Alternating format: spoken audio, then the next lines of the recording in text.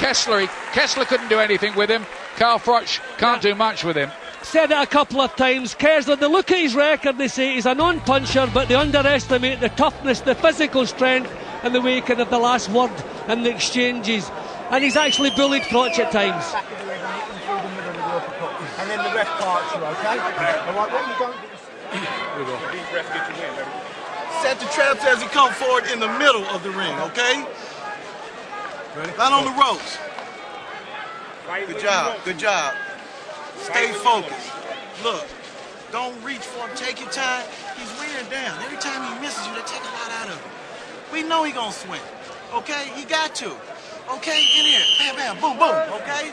He might be dominant, but he's wearing one or two of the marks of the battle. He knows he's been in a fight, Ward. Yeah, well, early in the fight, they had the ice pack on both of his eyebrows, but they haven't worsened. But not too many clean punches. And that's been the problem for Carl Froch all the way through. But you can see the urgency in Froch coming off the stool there. He badly wants to win this. He will never give up on this. Nice right hand again. A clever punch coming from an angle you wouldn't expect from Ward, and it comes with that rapier-like speed.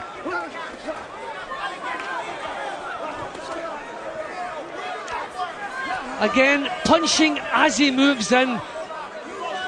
You know, some fighters move into range and then let the punches go, but Ward lets them go as he's moving and springs in with the shots, and he can put them together, doesn't lose his balance when he's doing it. An amazing talent, so difficult to deal with. Yeah, very hard to read. A bit of a Rubik's Cube, I think, for opponents. Another sharp little right-handed. Froch trying to bustle his way in, somehow break that aura that Andre Ward has about him. What a quality burst of punching that was, counter-punching from Andre Ward. He just swayed back and came back in with three lovely punches. Quality. I mean, Froch, as usual from Carl, you're getting every ounce. He could not try any harder, could not put any more into this. But what can you do when you're facing a guy like this? Well, you know you're going to get from Froch. He's trying to invite him in there.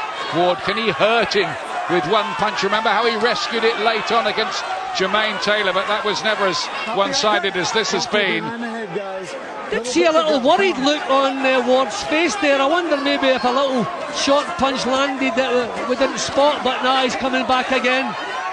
Good work from Froch here, but not really finding the target.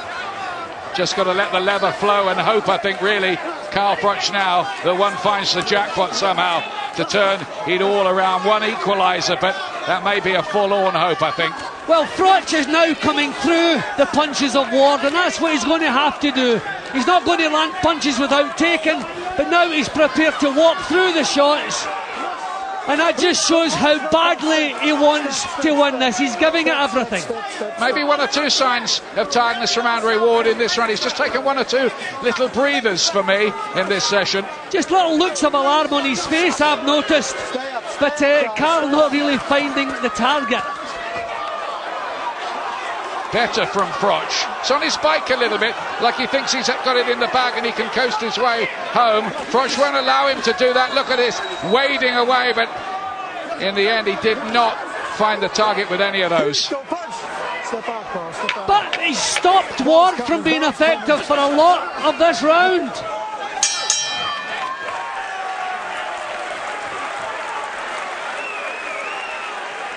Well, there's Carl Froch's Rachel. And Tiffany, the wife of Andre Ward. They've got 3 kids. The first of them when Andre Ward was 17 and a 4th on the way. She's 3 months pregnant, Tiffany. Carry his shots away like we worked on him. Come back in for me, please. Certainly been the daddy in there, isn't he? Yeah, he's been terrific. Just a few signs of discomfort there in the 11th round. I mean, Froch didn't find the target. I scored that round level because he was missing the target, but he took out away a lot of the smoothness from Froch. Once the right hand left up and go again with that last right hand, and he stands up for it. You listening? 1-2 left up, right hand, and go again with the right hand. He switched on. Come on, head move. the last round here in the Boardwalk Hall, the atmospheric, historic Boardwalk Hall, which has seen Tyson, Lewis, Hunnigan, Foreman, Cooney, Sugar Ray Leonard, Duran. They've all fought here. And tonight Andre Ward has put on a brilliant performance, really. Just too much on the night for Carl Froch, and this is the last round. Froch needs a knockout, no doubt about it. Yeah, definitely, but I think the 11th round was the first time that Froch actually looked the stronger of the two, and he started the 12th the same way. And Ward then gave him a little nod as if to say, yeah, decent shot, fantastic respect between them. Froch has got to go for it here. If Ward's ever looked vulnerable in the fight, or even a hint of it, it's right now. A little more tired, I think, from the efforts. Carl, over here. Yep, definitely. Froch is looking much the stronger, maybe for the first time in the fight. The 11 rounds, the signs were there. The gum shield dropping out of his mouth. Time wasting, I'm not saying he did it on purpose. But he wants to hear the final bell a lot more than Carl Froch does.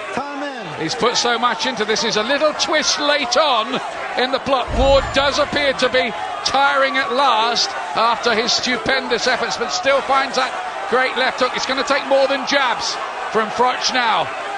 What a strong man, though. After everything he's taken, he's finishing looking the stronger guy. He's incredible. He's a man of steel, Froch. He's amazing. The term throwback has been used several times, and this is why. And never say die, never gives up. Mile behind in points, but still wants this so badly. Giving it every ounce. He said he would leave everything in the ring. That's what he's doing. I think he's been a wonderful fighter. Nottingham is rightly proud of him, of course. Good shot there. Now that was a good response from Ward. His timing again, his timing's come back to Ward. Carl just a little bit rubbing the head in, Carl. Yeah. No, you can't get away with that. Just a little bit to go, come on. Yeah, just a little bit late to do that, Carl. Good right hand, and of course Ward can see the finishing take now. Yeah, but we're seeing smash and grab now from Ward. Land the right hand, then grab hold. He's not going to be disqualified in the last round. So just land one punch, then grab Carl. Don't allow him to come back with a counter. Trying to buy time, there's no doubt about it, late on Ward, but I think he probably rightly feels the work is done. Barring something amazingly dramatic, I'm afraid to say Carl Froch is going to lose his WBC title here. Ian, there is power in Carl Froch's punches still at this point in the fight. I don't know the same about Andre Ward, but that right hand, it didn't land cleanly, but there was a lot of power in it. Ward was looking at the clock on the big screen as well there, late on. It's all too late, I'm afraid, I think, for Froch. Again, he looks outside the ring and smiles. But it's good work coming back from him as well, Ian. You know, slipping, using movement now, coming back with punches. Really, he's finishing like a champion as well. Terrific fight, terrific performance from both men. But the trophy will not be going back to Britain. I gave him, but no way could I make a case for Carl Froch winning this one. I thought Ward was terrific. Yeah, there can be no controversy about it. You can argue about the odd round here or there and the margin of victory, but there's absolutely no question that Andre Ward is a major talent. And if we didn't know it before, everybody knows it now.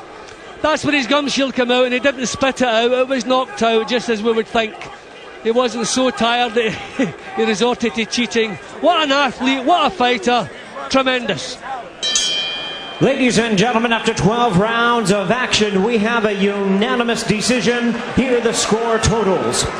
Judges at ringside, John Stewart and Craig Metcalf, both scored about 115 to 113. Judge John Keane sees about 118 to 110. All three in favor of the winner. He's now the Super 6 World Boxing Classic Champion. He is now the unified WBA and WBC Super Middleweight Champion of the world, Andre S.O.G. Ward. by 8 points on John Keane of Great Britain's card, but only by 2 points for John Stewart and Craig Metcalf. Ian, I think sometimes judges, that when someone is so far ahead in a fight that they can't lose, they start trimming things back a little bit.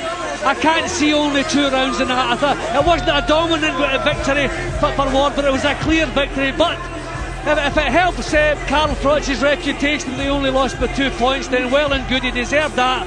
But I thought it was wider. I had it by 5 points. Yeah, I had it something like that as well.